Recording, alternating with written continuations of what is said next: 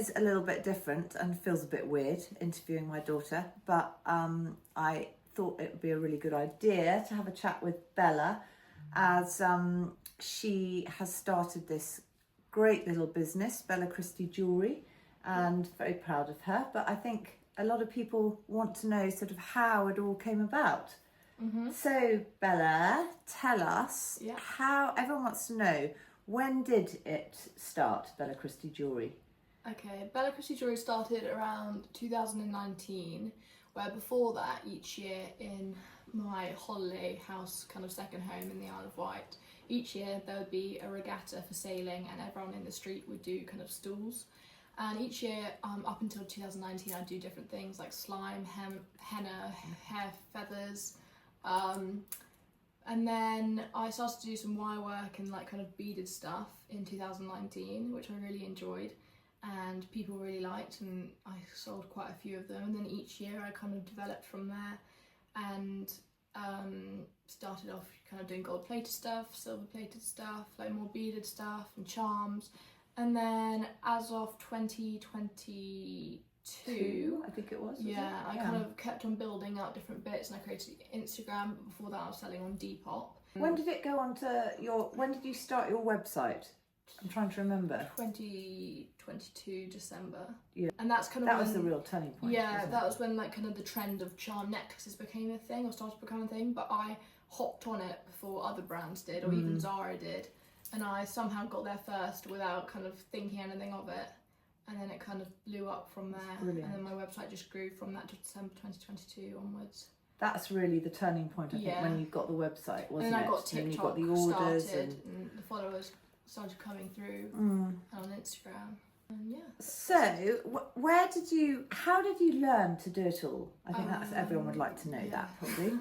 I learnt everything I knew. Mostly it was teaching myself and kind of experimenting, but also watching a few YouTube videos.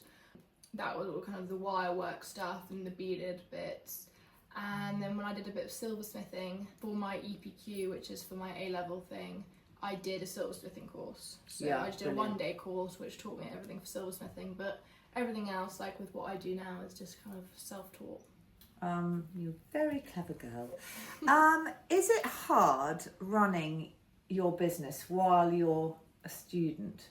Yeah, so when I was or doing while my you were a student, A-levels last year, I did find it quite hard because I was doing business, art and psychology, and I just felt it was a bit too much, so I dropped psychology because that was the most irrelevant one for what I wanted to do, which was jewellery. So I dropped it, and luckily the school supported that, as well as my house mistress. And your parents. And my parents.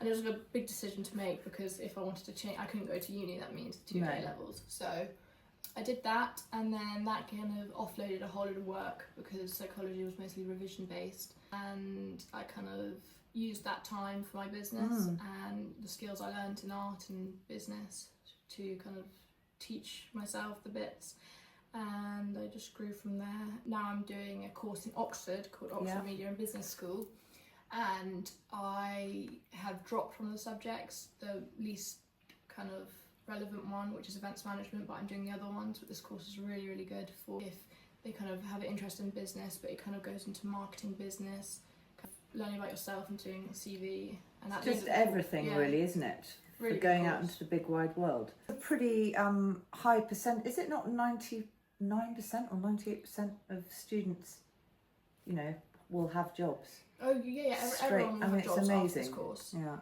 Can't really fail, they won't let you fail. It's done you so well. And how are you finding it? It's sort of juggling everything. I mean, it's now. quite a lot, having to juggle it, a few late nights, or having to kind of miss out a bit of the socialising part and spend more time doing my business. But I have the help from you and my dad, which is really good, doing the packaging and at Claire home while I'm in Oxford. We're the packaging team. Yeah, but I kind of just do bits as it comes, because as a small business owner you have to do a bit of everything. You have to do the marketing, the sales, the admin. You have to kind of be everything in the business, which is quite hard to juggle. Got to wear lots of different hats, haven't you? And I know people would be sort of interested for me to ask, have there been any sort of, I don't know, Bella Christie jewellery copycats or something? Yes, recently there have been 2 copycats, which I'm dealing with behind the scenes. Okay, how's that going?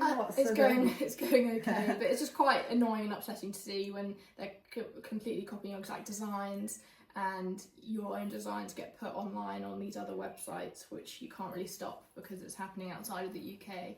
And how do you define your own design? If it's like a charm necklace and they copy the charm necklace and put the exact charms in the exact order. Or like similar orders or next to each other, or like very similar charm, maybe with a slightly different, I don't know, colour. Because it's a slightly sort of grey area, isn't it? It's tricky. But anyway, are you winning your battle? Yeah. Good. And have you had any sort of stressful disasters? In fact, I know you have. Yeah. Recently I was doing this collection with this Hawaiian influencer called Lolo, and we were meant to be launching like a week after, but she has done this to a few small businesses where she doesn't kind of reply for ages or doesn't post, and I was giving her a commission of the sales, and we'd already done a part 1 collection which did okay, but she wasn't very communicative with this, and I just knew it wasn't a good idea to do the second collection. So a week before the launch I had to kind of cancel the collaboration with her and delay the whole launch, which then launched today on the 1st of June. So that was very stressful because I had no one to kind of back up with all the marketing, because it's the most I've ever like put into a collection. Well, it's been worth the wait. Yes. And Bella you launched today, didn't you? And orders are coming flying through. And I thought I'd better do this interview wearing, obviously, Bella Christie jewellery.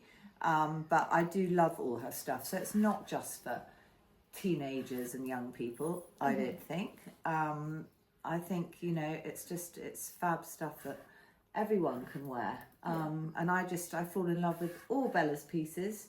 And I particularly love this collection, which has just launched, which is called... Well, the earrings and that one hasn't. So look, there's the earrings. Oh, this hasn't launched yet. No, that one was launched ages ago. Oh, right, sorry, I'm getting in a muddle. Anyway, but this is it's new. all very nice. And the rings. Yeah, look, those are nice. Don't look at my nails. Right, so you've had a couple of pop-ups already. Yeah.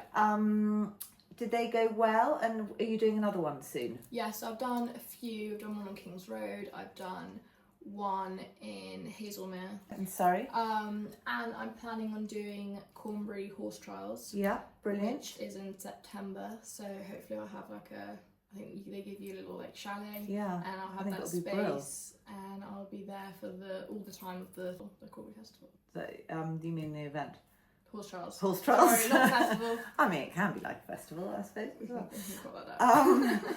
well. And it must be quite stressful managing everything at these pop-ups. Yeah. How do you because usually there's only room for you there. So you've got people looking, you've got, you're taking payment from people, and you've also got to sort of try and keep an eye on what all these people are doing. You've just got to be very aware. You've got to be watching what people are doing. You've got to be watching if someone needs help or if someone wants to pay. And at the same time, you've got to kind of get the bag and the pouch and the payment up. And have you ever had any sort of problems? I've had a couple of people steal. For goodness sake. Yeah, when they came into the pop-up, they came in and then they paid for it, but then there was no money on the card, so it took a few seconds and I gave them the jewellery and they started to walk away, and then it declined, and then by the time I looked up they were running out the door. Naughty, and then I looked outside the shop either side and they were nowhere to be seen. Gone. I'm afraid you're going to get that, unfortunately. And it was my biggest order. It was like my biggest sale of the day. It was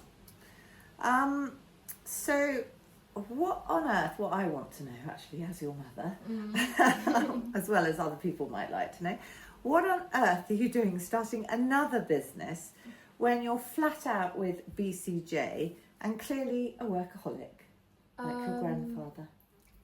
I don't really know. It was kind of an accident starting Mintabella with my best friend Minty, because... So just explain what we were kind of is. It was in like February, March, and we were like, oh, we really want some kind of sequin beaded tops. We saw some online, but they were going for like 200 quid and in Australia, and by the time it was Shit. you'd have to ship it Yeah. with customs, it was just way too expensive. So we're like, let's just go to the fabric store and just make our own one, just one each.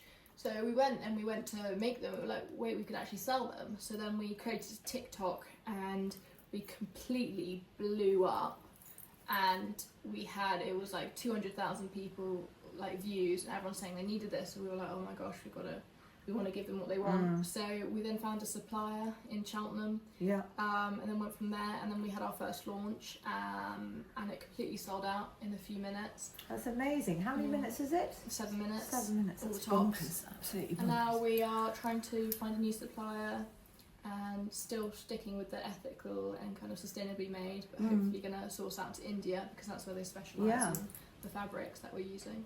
Well, anyway, luckily we haven't got to do the packaging for the clothing, Minty because I think that might just tip me over the edge. So Minty. Yeah, I mean, it was kind of an accident, but we're loving it and it's going well, so I don't regret it. So where do you see BCJ in 5 years' time? Hopefully the kind of headquarters of it would have moved to London by then, because it's just better for collaborations and sales, and just a good hub for kind of small businesses and brands. So I hope I'll be in London and do more pop-ups, and potentially a shop one day, but we'll just see where it goes. Very I'm just exciting. hoping to slowly expand and see where it goes to. I think you know, because you are going to have to expand soon, because we are nearly not able to cope. But do you think you'll be sort of increasing your team quite soon? I wonder what becomes the point of, you know, I keep thinking, what is your point when we think, actually, we need... Yeah, I mean, at the moment I'm kind of outsourcing stuff, so I now got instead of doing the website on my own and all my email marketing, I now got this lovely lady called Laura doing it for me, and I'm gonna hire someone to do my Pinterest for me and some bits of social media. I think I'll slowly source out, and then hopefully once I move to London I'll employ someone, or I might have to have someone part-time here doing it, because I know maybe that might be me. Oh, you want to get paid for it? And maybe I can get paid. Yes, we're not too full with grapevine stuff. Well, yeah, true. I can multitask. Yes. So you think you might want to shop in the future, but not sort of... I just know that rent is very expensive wherever you go, and sometimes it's best to have the kind of exclusiveness of having a pop-up, because it makes people really want to come, and it just makes it a bit more exciting and more kind of a one-off thing that people get excited about. So now for some sort of quick-fire questions. Yeah. Right, gold or silver? Gold. Pearls or gemstones? Pearls. Okay. I think, pearls. Pearls. Mixed metals? Yes, but you've got to kind of be careful how much you put together. Okay. Chunky or dainty? Chunky. Be completely honest here, Boo. Okay. Do you judge people's jewellery choices at parties? Yes. Yes? Yeah, sometimes when it's like tarnished or like brassy colour. Okay, don't like that. No. Okay. Gold or silver? We've already had that. Okay. Oh well, sorry guys. Wearing jewellery to bed?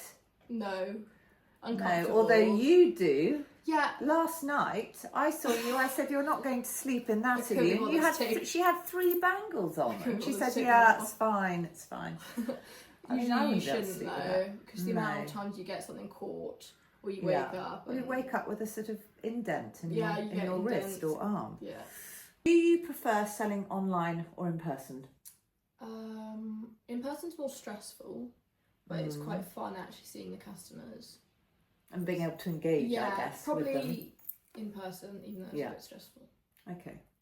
Have you ever had a jewellery making injury? Yes, What? quite a few. Well, when I was doing silversmithing, there's many times where I burnt myself. Ow. Or I spilled the whole bowl of this acid stuff that you have to put it in after all over me.